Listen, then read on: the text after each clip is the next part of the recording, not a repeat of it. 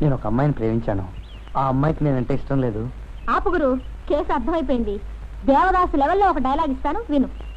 ఆడదాన్ని మగాడైనా, మగాన్ని ఆడదైనా, ప్రియుణ్ణి ప్రియురాలైనా, ప్రియురాల్ని ప్రియుడైనా, పెళ్ళాన్ని మొగుడైనా, మొగుణ్ణి పెళ్ళామైనా లొంగ తీసుకోవాలి అంటే దానికి ఒకటే మార్గం, చూస్తానని బెదిరించడం.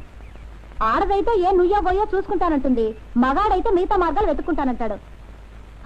చేత టోటల్ గా చెప్పొచ్చేది ఏమిటంటే, తను చస్తానని తెలిస్తే ఎవరికైనా పుట్టేది దిగులు, తన కోసం చస్తారని తెలిస్తే ఎవరికైనా పుట్టేది జాలి, ప్రేమ. ఆ రూట్ లో వెళ్ళామంటే ప్రేమాభిషేకం లెవెల్లో కొట్టచ్చు. అంతేనంట? అంతే గురు, ప్రొసీడ్. Thank you.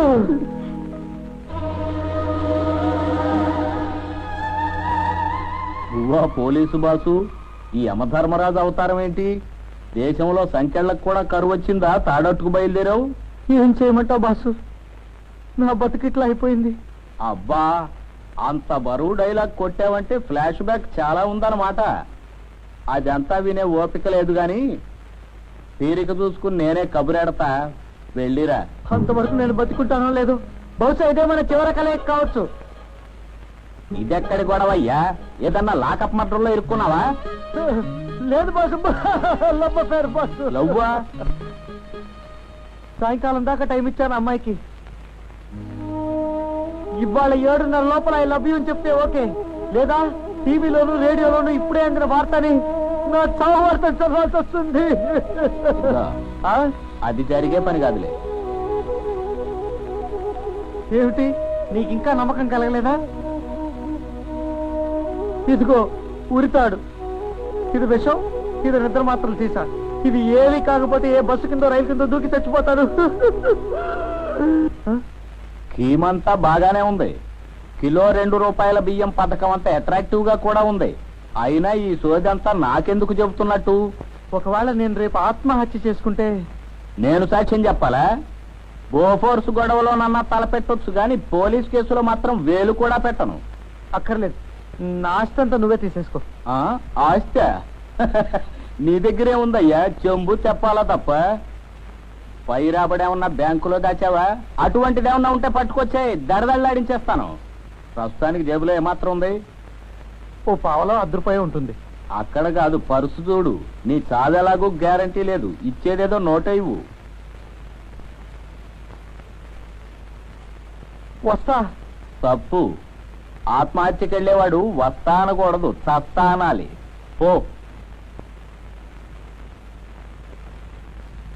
చెప్పింది గుర్తుంది కదూ?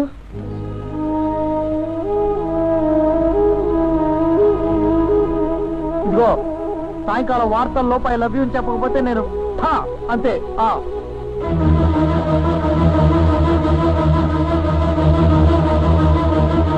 సాయంకాలం వార్తల్లోపు ఐ లవ్ యూ అని చెప్పకపోతే నేను అంతే. అబ్బబ్బా, ఈ ఆత్మహత్య వార్తలతో వచ్చింది చావు.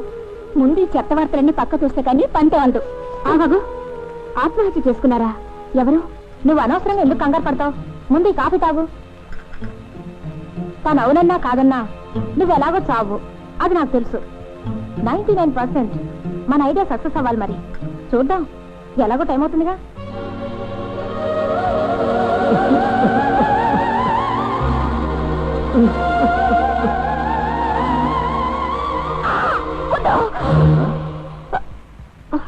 అబ్బే ఏం లేదా. పోనీ ఏమైనా ఇబ్బందులు ఉంటే ఇంటికి వెళ్ళిపోమ్మా, న్యూస్ ఎవరైనా చదువుతారు. నో సార్, అది నేను చదవాలి. నేను చదువుతా సార్. నమస్కారం. ఈనాటి వార్తల్లోని ముఖ్య అంశాలు.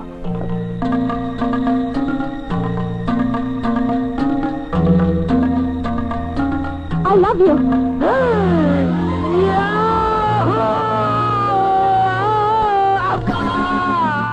ఉద్యోగాలు రాక జనం ఏడుస్తుంటే ఉన్నదాన్ని ఓడగొట్టుకునేదాకా నీకు నిద్ర పట్టలేదన్నమాట. అలా చూస్తావమ్మా, ఇంటికి వెళ్ళి రేపటి నుంచి అంట్లు తోముకో.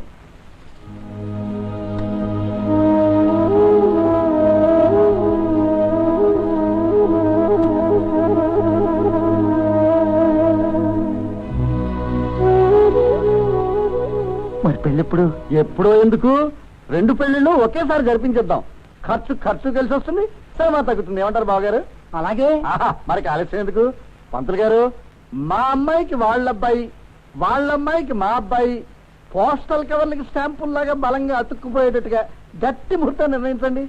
సమయానికి అబ్బాయి గారు వచ్చేసారు. ఏదో అక్కడే నిలబడిపోయావు, లోపలికి రా. ఆగాగు, ఎందుకైనా మంచిది లోపలికి వెళ్ళి కాళ్ళు కడుక్కురా. పెళ్లి కూతురు అన్నవి సాక్షాత్తు పెళ్లి కొడుకువి.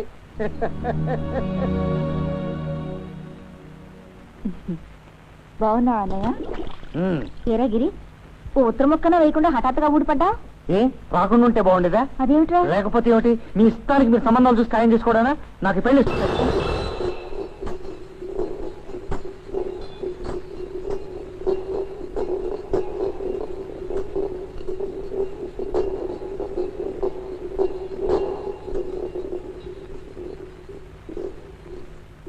ఈ పెళ్లికి తమ అభ్యంతరం ఏమిటో తెలుసుకోవచ్చా కొడుకు గారు?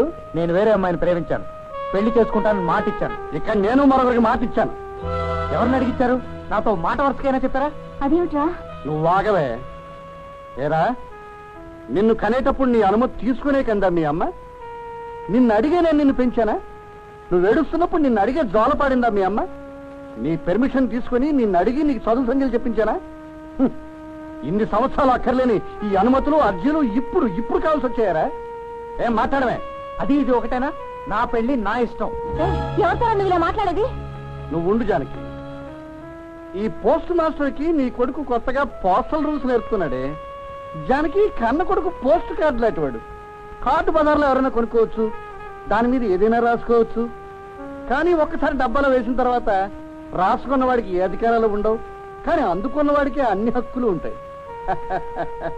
కాకపోతే ఈ కార్డుకు మనమే ఎక్కువ బేరింగ్ చెల్లించాల్సి వచ్చింది జానకి, అంతే తేడా.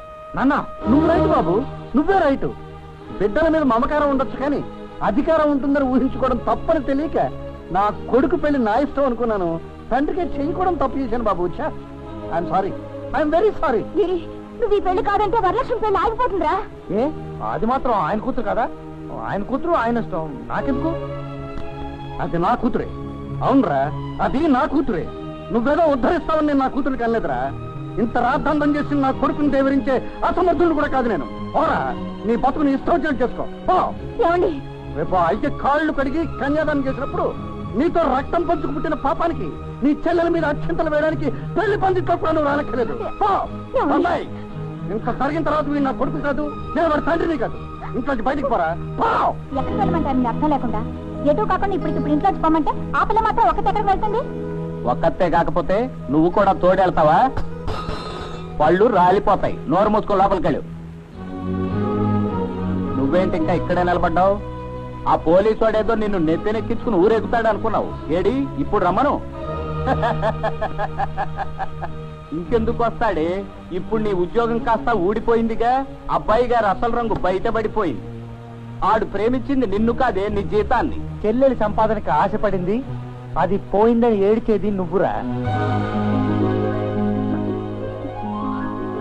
ఇంకా చూస్తావేం చేత? మాటలు పడుతూ ఇంట్లో ఉండాల్సిన కర్మ నీకు పట్టలేదు. రాపోదాం. బయలుదేరవే నా బంగారు చెల్లి. కాపురానికి తీసుకెళ్ళడానికి కానిస్టేబుల్ మొగుడొచ్చాడు.